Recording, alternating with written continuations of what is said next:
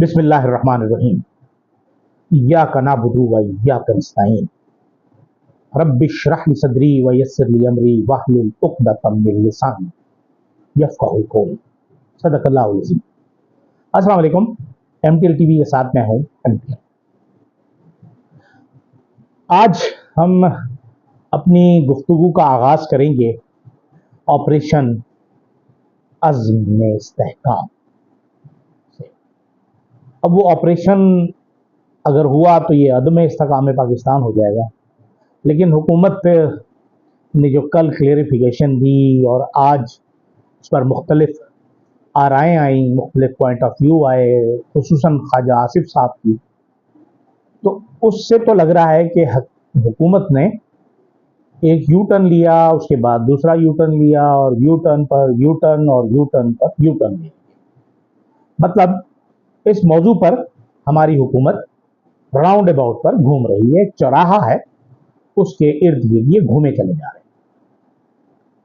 सबसे पहली बात तो ये कि इन्हें यही पता नहीं है कि ऑपरेशन अज़्म इस्तेहकाम क्या चीज़ है।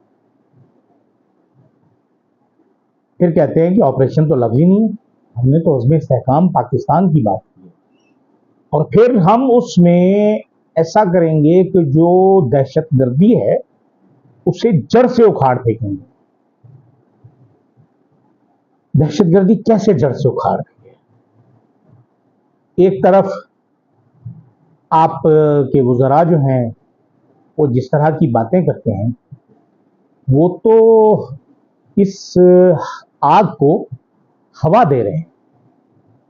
ख्वाजा आसिफ साहब तो अजीब बातें करते हैं, वो तो लगता है कि पेट्रोल बम लेके घूम रहे हैं कि जी ये लोग शहीदों के खिलाफ मुजाहरे कर रहे हैं, ये शोहदा के खिलाफ फलां कर रहे हैं।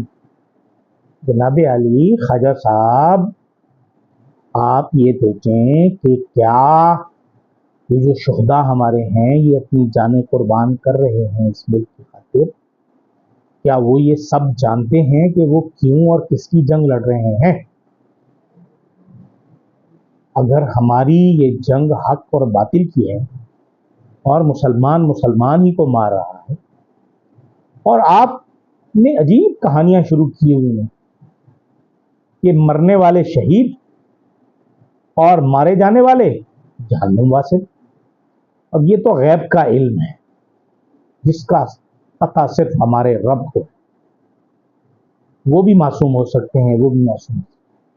असल तो वो फैसला करने और करवाने वाले हैं जिन्होंने हमें इस पराई जंग में धकेला। आज नहीं धकेला, ये 1979 में धकेला, फिर 2001 में धकेला, फिर 2001 से आज तक हम अभी तक उस जंग से बाहर नहीं निकल सके। हमारे लोगों का खून मुसलसल बह जा रहा, और कोई भी शख्स आराम से बैठकर तहम्मुल के साथ, सोच समझ के साथ, सोच विचार के साथ ये फैसला नहीं कर पा रहा कि वो क्या करे। एक तरफ हमारा दोस्तनुमा दुश्मन है अमेरिका, दूसरी तरफ हमारे दुश्मन है जिसमें सबसे नंबर 1 जो है वो भारत है, फिर इसराइल भी है, कुछ और कुव्वतें भी हैं, लेकिन हम उनके गुलाम बन चुके हैं, सहनी गुलाम बन चुके हैं। अमेरिका हमें एक लॉलीपॉप देता है और हम उस लॉलीपॉप को चूसते रहते हैं और 5 साल गुजर, 10 साल से ज़्यादा अरसा हो गया। ईरान के साथ गैस पाइपलाइन का मुआहदा हो चुका और ईरान ने अपने हिस्से का काम कर दिया, लेकिन आज तक आप अपने हिस्से का काम नहीं कर सकते, इसलिए कि आपका माई बाप, आपका अन्नदाता आपको उसकी इजाज़त नहीं दे रहा।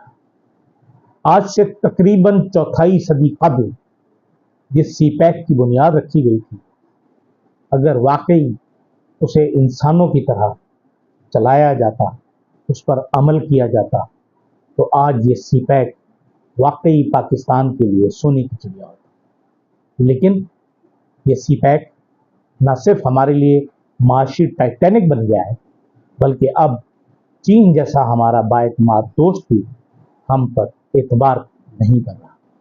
25 سال بعد آپ کے وزیر اعظم، ہمارے وزیر اعظم فرماتے ہیں کہ ہم چینی باشندوں کی سیکیورٹی کے لیے فول پروف انتظامات کر رہے ہیں۔ آپ عقل کے اندھے ہیں، گھاس کھاتے ہیں، کیا کھاتے ہیں آپ لوگ؟ آپ لوگوں کو پتہ نہیں ہے کہ آپ کے دوست کون ہیں اور دشمن کون ہیں؟ ابھی آپ لوگوں نے یہ سوچا نہیں۔ آپ کیوں سوچیں گے؟ آپ کو سوچنے کی ضرورت ہی نہیں، اس لیے کہ آپ کے لیے صرف پیسہ بنانا اہم ہے، جو آپ بناتے رہیں۔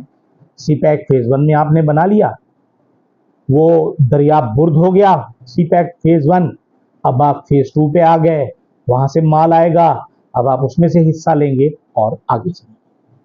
بہرحال اس آپریشن عزم استحکام، یا میں تو اسے عدم استحکام پاکستان کہتا ہوں، اس کے خلاف پاکستان کی تمام سیاسی جماعتیں بشمول P T I, Jamaat Islami, J you آئی، پختونخوا ملی عوامی پارٹی، پشتون تحریک موومنٹ، پی ٹی ایم، یہ تمام، اور بلوچ پارٹیاں، تمام اس کے خلاف۔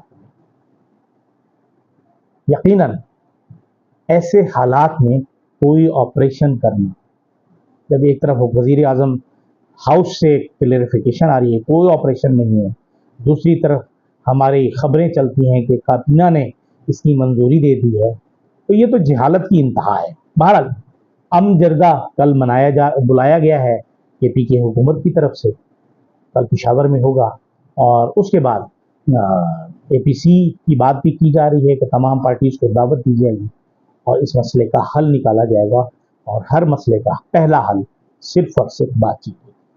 بہرحال اب کیا ہوتا ہے، کیسے ہوتا ہے، یہ تو وقت بتائے گا، لیکن اگر یہ آپریشن عزم استحکام شروع ہوا تو میری ناقص رائے کے مطابق یہ عدم استحکام پاکستان ہو جائے گا۔ آج 2 کیسز تھے، جن میں ایک تو غیر شرعی نکاح کا تھا، سابق وزیر اعظم عمران خان کا، اس کا فیصلہ محفوظ ہو گیا ہے اور یہ 27 تاریخ کو سنوایا گیا۔ دوسری طرف جو سپریم کورٹ کا فل بینچ مخصوص نشستوں کے حوالے سے گفتگو کیس کی سماعت کر رہا ہے، یہ بھی 2 دن مسلسل سماعت کے بعد 1 دن کا وقفہ دیا گیا، اور یہ بھی 27 تاریخ کو اس کی اگلی ہیئرنگ ہوگی، اور امید ہے کہ یہ آخری ہیئرنگ ہوگی اور اس دن فیصلہ کوئی ہو جائے گا، فیصلہ محفوظ کر لیا جائے گا یا سنا دیا جائے گا۔ لیکن آج ججوں کی ذہنی تقسیم، کل بھی ہم نے بتایا تھا کہ ججوں کی تقسیم نظر آ رہی ہے، وہ تقسیم مزید واضح اور گہری ہوتی چلی جا رہی ہے۔ افسوس صرف ایک بات پر ہو رہا ہے مجھے ذاتی طور پر، بحیثیت ایک تجزیہ کار، بحیثیت ایک طالب علم، کہ ہمارے قاضی القضاء جو ہیں، قاضی فائز صاحب، اللہ نے ان کے نصیب میں شاید لگ رہا ہے ایسے کہ اس میں ان کی رسوائی ہے میرے رب، کیونکہ جس طرح کے ان کے ریمارکس تھے، جس طرح وہ آج معصومانہ خیال کر رہے تھے، بلکہ آج تو مجھے یہ محسوس ہو رہا تھا کہ قاضی فائز عیسیٰ صاحب اپنے اس دور میں واپس چلے گئے ہیں جب یہ جج ہوا، اپنا وکیل ہوا کرتے تھے اور بحث کیا کرتے تھے۔ آج لگ ایسے رہا تھا کہ یہ الیکشن کمیشن کے وکیل ہیں، جنہیں چیف جسٹس کا لباس یا لبادہ اوڑھ کر بٹھا دیا گیا ہے، اور انہیں یہ پتہ نہیں ہے کہ پاکستان تحریک انصاف کے ساتھ ہوا کیا، انہیں بلہ کیوں نہیں ملا، اور وہ ڈھاک کے وہی 3 بات ایک ہی پوائنٹ پہ کھڑے ہوئے ہیں کہ ہم نے کہا تھا پاکستان تحریک انصاف کو الیکشن نہ کروائے۔ تو جناب علی، پاکستان تحریک انصاف کے الیکشن قاضی صاحب بہت برے بھی ہوں گے، بدترین بھی ہوں گے، شاید نہ بھی ہوئے ہوں، لیکن جو الیکشن آپ کی سربراہی میں 2024 میں 8 فروری کو ہوئے، ان سے بہرحال کئی ہزار گنا بہتر۔ انہوں نے تو شاید کوئی پارٹی کے 1,00,000-1.5 لاکھ ارکان متاثر ہوئے ہوں، آپ نے تو پاکستان کے 25 کروڑ عوام کی ایسی تیسی کر دی آپ کے فیصلے، اور پھر ان اداروں کی سپورٹ کے ذریعے جن کی آپ نے سپورٹ کی، انہوں نے تباہی پھیر دی اس ملک میں، اور یہ ملک پچھلے صرف 6 ماہ میں کئی برس پیچھے چلا گیا۔ آپ کو آج بھی عقل نہیں آ رہی، عقل ہے محو تماشائے لب کام ابھی۔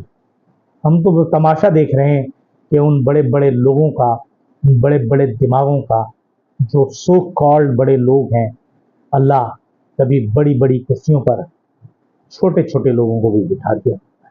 اب ذاتی مفاد کی خاطر اتنے غلط فیصلے کرتے رہے ہیں، اور شاید اگلا فیصلہ آخری ہو آپ کا، پھر اس کے بعد آپ کو شاید ایکسٹینشن مل جائے، لیکن ایکسٹینشن سروس میں ملتی ہے، باقی ایکسٹینشن تو میرے رب کے پاس ہے، وہ کب تک رسی ڈھیلی چھوڑتا ہے اس کا علم تو صرف میرے رب کو ہے۔